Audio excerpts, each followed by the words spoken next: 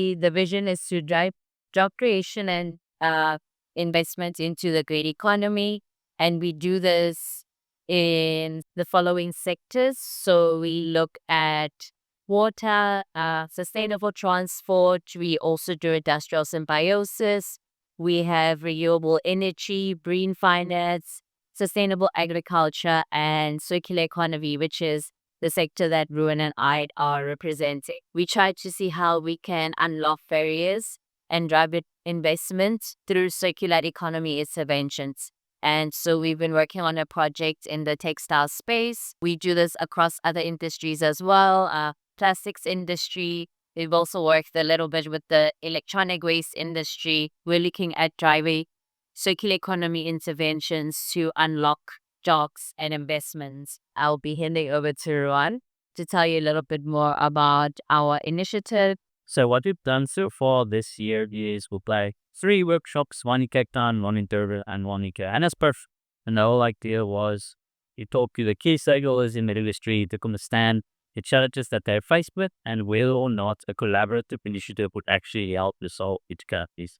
So what we're talking about is a voluntary collaboration of brand owners, retailers, manufacturers, recyclers, and other NGOs and any stakeholders that are operating in the industry who work together towards shared goals, shared vision, and shared objectives that actually make a difference in the future. So today we heard from many different organizations and individuals that understand the barriers and the things that the industry is faced with.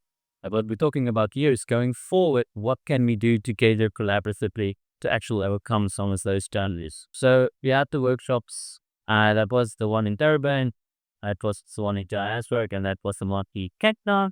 And as I mentioned, it was really just to get broad insights, get everybody's ideas, get everything on the table. So from a really broad base, we can start narrowing it down so that if we do have a collaborative initiative, it's focused on very specific things that can actually make a difference on the ground.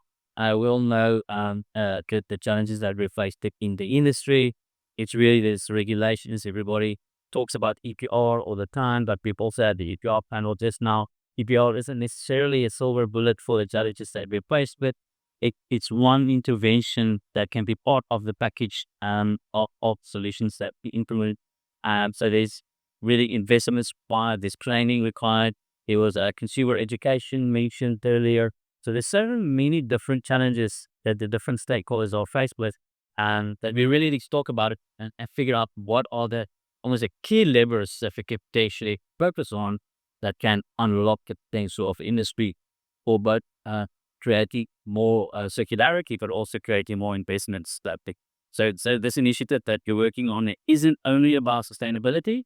It's really about how do we get industry to grow, to drive local job creation and investment, but in a way there's more circular. I think we've got a very good opportunity to do that now. And what we've heard from the stakeholders is really there is an appetite to have a platform where like-minded organizations can get together and discuss this stuff. Like we have now, it's an excellent opportunity for us to collaborate and to coordinate and to talk about the challenges that we face with. But once you move towards this initiative, then it's a consistent engagement, right? Then you have consistent opportunities to talk to different value chain actors. You've got consistent opportunities to sort of unlock these potentials that there are that usually you sometimes don't see because recyclers are not talking to the retailers, or there are other barriers of communication or other problems that we're faced with. What you've seen that there is an appetite. Many stakeholders do want this shared platform to work together and to collaborate towards a common vision. What that vision actually would look like is not for Recap to determine, it is for the industry. So what we're planning to do for the rest of the year is we are establishing an advisory committee. The first meeting has already been set, but later on, I've got a QR code on the slides that if your organization wants to be part of the advisory committee, you can sign up by the QR code. And just also to mention that currently there's about 35 organizations already that registered their interest. So the first meeting will invite everybody. And then after that, we will go through the process where we narrow down the committee to represent the value chain. It's a committee. In the end of the day will be maybe between 10 or 15 organizations. And it's really that committee will take and develop the rest of this initiative and make decisions on how the initiative might be governed, how it might be structured, what the funding model would be, talking about dates of targets, focus areas, and things like that. And it's really our role as BCAC is to convene and to facilitate and to help stakeholders really take this towards a point where it could potentially emerge, and it's really only about having real impact on the earth. And you all attend these types of conferences for the time. Everybody talks about collaboration and working together, but this is how we take it forward. That is something concrete where we do collaborate towards impactful targets or impactful focus areas that makes a difference on the target. So that is the plan for the year. At first, but we've completed already the stakeholder engagements. Those were the 3 workshops, and the rest of this will be done through the advisory committee. At the end of the year, there will be a document that you publish that really just provides an overview of all insights that you learned in the course of the year, and also the things like potential funding model or things you top out or purpose areas will all be unpacked in this document. And then I'm not really going to details around the different examples that we had already in South Africa. There's a couple of very good examples. As GreenCat, we are also the secretary of South African Plastics Pact. It's a similar type of initiative, but this initiative doesn't have to be structured the exact same way. The Plastics Pact has been up and running for 5 years already. It's going into the next 5-year cycle. This is really 4 ambitious targets in the fact that the organizations are working towards. But again, what we're doing here with the textiles initiative is we're not trying to replicate exactly what is happening and in other countries or in other initiatives.